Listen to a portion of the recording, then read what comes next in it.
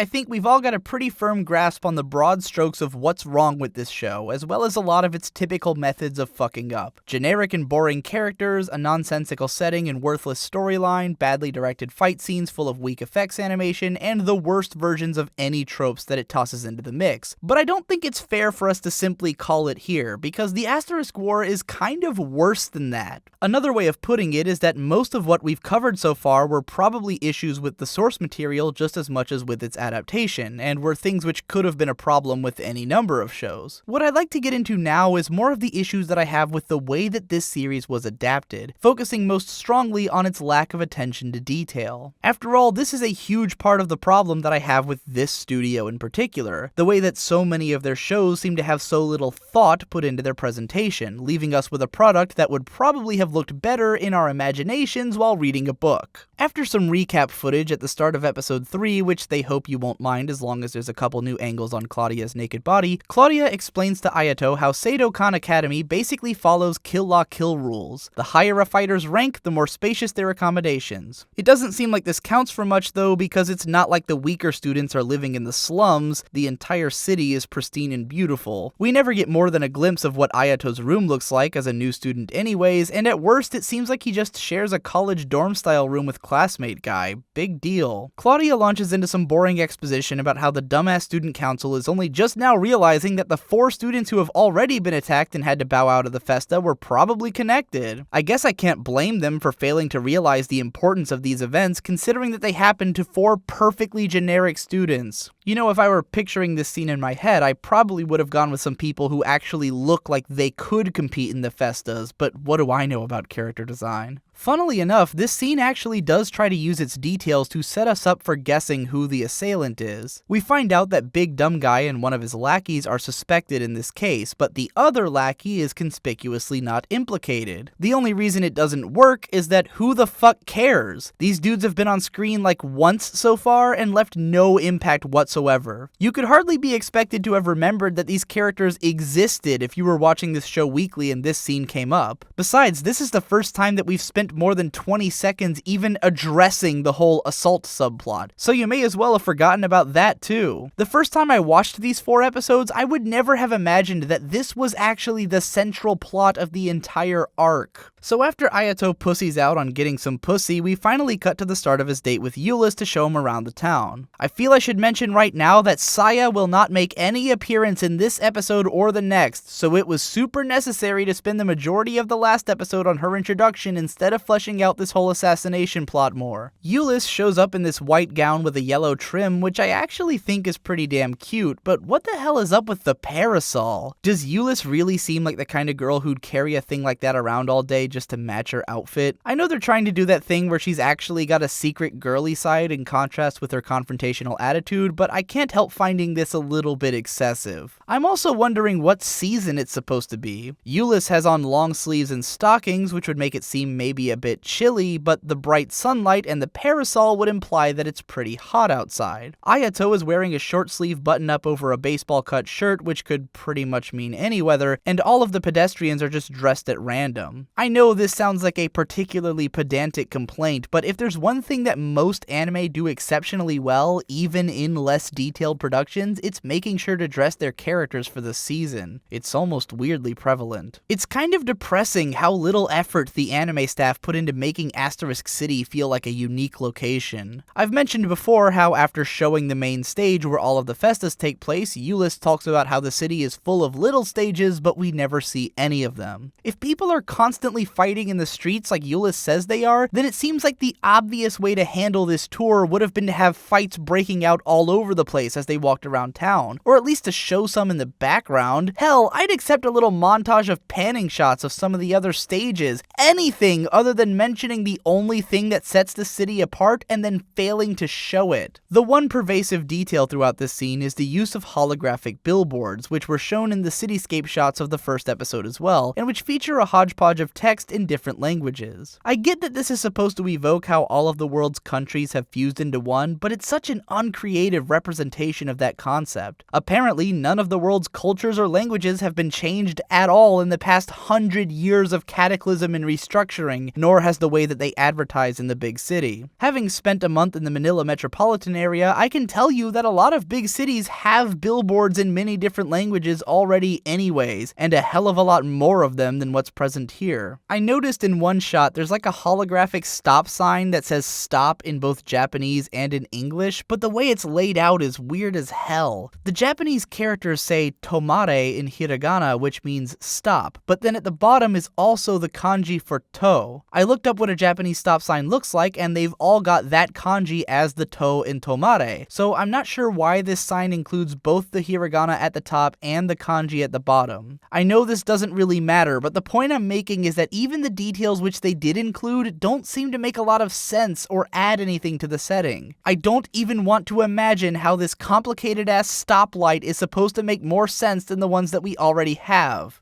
Our duo stops for a bite at WickDonald's and orders a Wick double dose of cliches. First of all, WickDonald's is one of the most commonly used parody names for a major business in anime, and it barely even makes sense in this context where McDonald's should probably either be out of business or changed into something radically different by this point. Secondly, the whole joke about how rich girls are fascinated with fast food has gotten old. It was funny when K-On! Did it 6 years ago, but the returns have rapidly diminished. I'm willing to give the show some credit for this not being Eulis's first time at a fast food place, and for her criticizing Ayato's assumption that princesses wouldn't be into fast food, but I don't think being a little tongue-in-cheek about it alleviates the fact that I've been here a number of times by now. Ayato broaches the topic of the attacks on Eulis's life, and she responds essentially that she will not allow herself to give in to terrorism. She then starts prattling on about how she's going to forge her own path, and about how her will belongs to her alone, and it's at this point that I feel the need to dive into this show's confusing politics. Looking at the broad strokes of what Asterisk City stands for, it seems to operate under a sort of hardcore capitalist mindset. The idea is that your quality of life will be determined by your functionality in society. The strongest fighters get the biggest houses and the chance at untold wealth, and they're handed this power by the corporations that run the place. Any semblance of government that exists on this island seems to be operated by those corporations, and everyone who lives there does so by deciding to work within that system to achieve their goals. Eulis seems to be intended to function as the viewer's moral compass through which to navigate this city's way of life, but trying to follow her line of thinking has gotten me lost. Near as I can tell, Eulis has a pretty capitalist mindset herself, with a hard dose of libertarian ideals sprinkled on for good measure. She doesn't want the government, i.e. the school, interfering with her business, and she holds her own autonomy in very high regard. She comes to this island in the hopes of fulfilling her personal goal, which is to make a lot of money and to put it into the orphanage that her friends come from. And to accomplish this, she's fought in countless battles and maintained a stubborn pride about her status. And yet, in spite of the fact that Eulis has chosen to operate within this capitalist system and to harbor a capitalist mindset, she apparently hates this city and considers it a greedy hive of scum and villainy. She criticizes the fact that money is what drives society and seems upset that the greedy people of this world aren't, say, putting money into that orphanage, even though she herself seems to have a libertarian, fight my own battles myself mindset. It's a little confusing when a character denounces money in one sentence and then says that she's fighting for money in the next, and talks about how she's the master of her own destiny, while also lamenting that the world doesn't seem to care about impoverished people. If this show were smart enough to recognize this duality and to paint her as like a hardcore socialist who feels that she has no other way to fight but then to do so within this capitalist system, then maybe she could be made interesting, but honestly, it would take a lot of effort. Luckily, there was another show that put in such an effort, and it was called Kill La Kill. In that show, one of the main characters created a hardcore Randian objectivist society wherein the living conditions of the populace were really determined by the fighting capabilities of teenagers, and where she was trying to raise a team of elite fighters using the same system as the force which she was attempting to rebel against. In the end, she realized the flaws in her ideology and how you can't be anti-something while also embodying that something, and joins the side of a sort of nonpartisan coalition of the people. It's a good show, go watch it. So anyways, there's a really poorly animated scene where they argue with the big dude, his name is Lester by the way, and then some flirting, Euless calls Ayato unfathomable, and then they stumble upon this fight in the woods. Apparently the idea here is that these guys are pretending to fight so that they can surround their target and then attack, but it doesn't look like that's what happens at all. This is one of those things that probably made sense in the light novels where you could try to imagine how it works in your head, but the adaptation does such a shitty job of presenting it that the entire idea looks stupid. Not that it matters because Euless destroys them all in 1 second off screen. Again, I'm left to wonder why these rival schools keep hiring assassins with such comparatively pathetic power levels. After Euless interrogates this Mohawk guy for a second, the guy spots the person who hired him sulking around in the woods, and Euless recklessly runs in after him. For someone who was able to identify that she was being led into a trap mere moments earlier, you'd think she'd give some pause to consider why the enemy might lead her into a dark wooded area. But nope, she goes off Naruto running into the woods without a second thought. So Euless invites Ayato into her room later that night, and she tells him very matter-of-factly to remove his clothes. It takes her a moment to realize why he's flustered at this, and she tells him to get his head out of the gutter. Apparently in her mind, it's totally reasonable that if someone invited you into their room late at night and told you to take off your clothes without any given reason as to their intent, you would assume that they wanted to stitch up the holes in your shirt and not that they wanted to see you naked. This is a conversation between characters whom we are meant to believe are human beings. So it turns out that Euless is adept at sewing, which is yet another attempt to show off her secret girly side. A trope which seems to be coming into common practice, thinking back to how Asuna turned out to be a great cook in Sword Art Online. I must admit I'm a little torn over this type of characterization. On the one hand, I'm all for the idea of girl characters who can be tough and cool and not have to fit into feminine stereotypes, but also don't have to reject the idea of femininity altogether and can have decidedly effeminate hobbies. On the other hand, I know that the real intention here is to make her seem like better wife material. It's a defrosting the Ice Queen scenario, where the main character's reward for being such a good guy and getting past the girl's thorny outer layer is that he gets to see the cute girly side that she reserves for those closest to her. This is one of those weird scenarios where I feel like I could enjoy the character and their personality on their own, but in the context of being a character in a show of this nature and knowing why they've been written this way, it only comes off as annoying. So while Euless is sewing up, Ayato looks around and spots this picture of her with her friends. Now tell me, was I the only one who immediately thought the instant I saw this picture for the first time that the girl who's on her left is obviously going to show up later and be a major character? You know, on account of her being the only one who doesn't have one of the generic hair colors. Now, in fairness, at this point I didn't know about Kirin yet, so I thought that this girl was probably going to be the purple-haired girl from the ending theme, but nonetheless, I've seen it labeled as a spoiler somewhere that one of her childhood friends was going to show up later in the series. Guys, it's not hard to tell that anyone with a second's worth of thought put into their character design is going to be important later. I've already talked about Euless's motivations, backstory, and confusing ideals, so we'll just skip over all that stuff and head for the end of the episode. Euless gets a letter of challenge from her assailant, and Naruto runs directly into an obvious trap, and Ayato jumps off a building.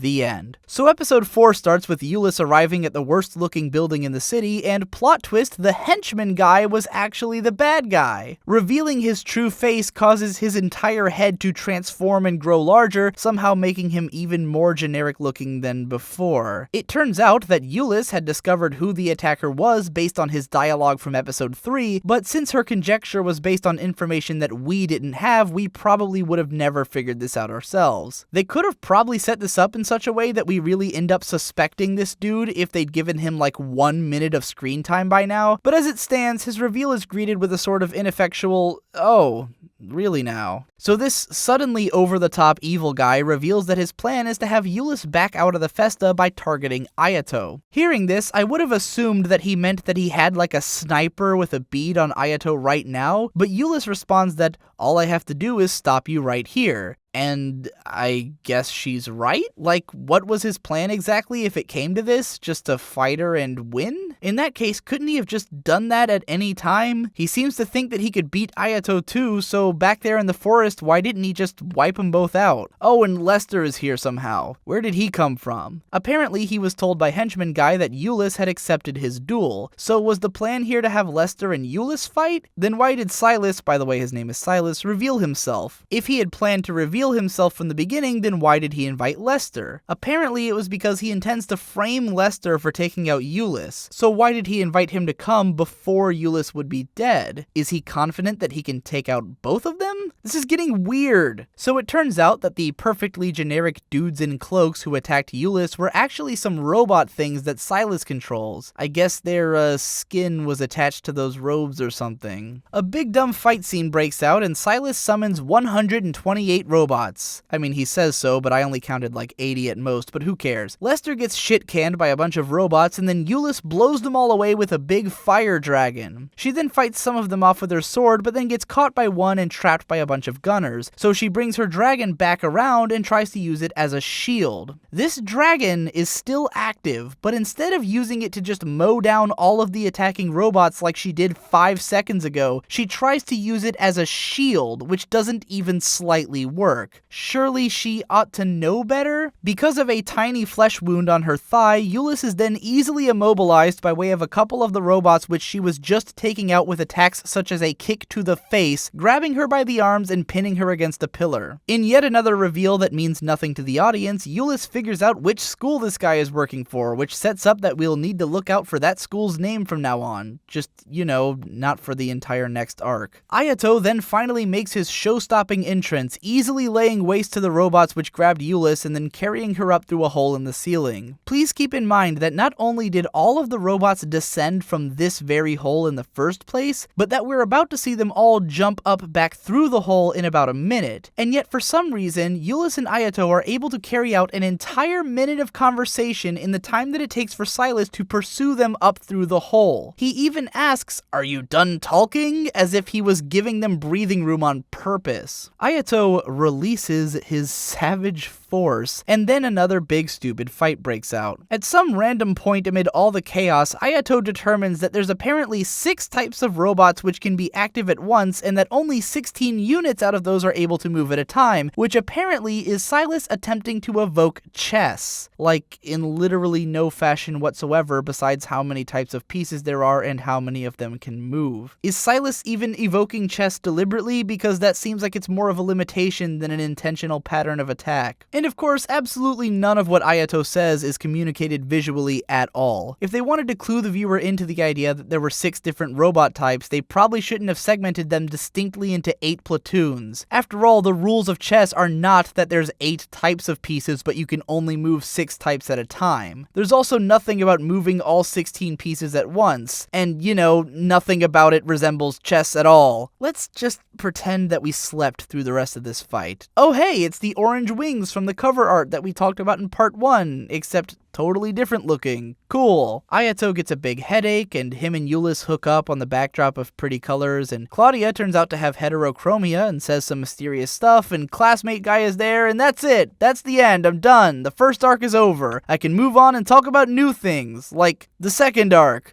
or the third arc. Hell, the whole first season is done already. Did you know they're making a second one? Yeah, man, I've still got all kinds of work to do. I can talk about that other show that's just like this one, or we can look at some other A1 shows. The Perfect Insider just wrapped up. I haven't even watched that yet. The future's full of so much potential. Continued in part 9. Hey everybody, I hope you've been enjoying all these Asterisk War videos. I want to give a huge thanks to everyone who's been contributing to my Patreon since I started up this video series. I've been gaining a ton of patrons and it's been super cool. It's been really making it easier to pay the Devu who edits these videos. I'd love to be able to pay him full time to have him do this amazing work on all of my content in the future. As you can see, he's figured out how to work pretty fast since he's been outpacing my editing, and he's really amazing at this, and I'm not so great. You can look look at Asterisk War Part 4 to see how I compare to him. So if you want to see, you know, more videos of this level of editing quality going into the future, because I'm going to keep making, you know, big video projects like this that I'd like to have his help on, then be sure to support my Patreon. As soon as we get up to $600 a video, I'll be able to pay him basically full time, which we're, you know, pushing up from 400, getting up to 500 right now. So, you know, we might be able to eventually reach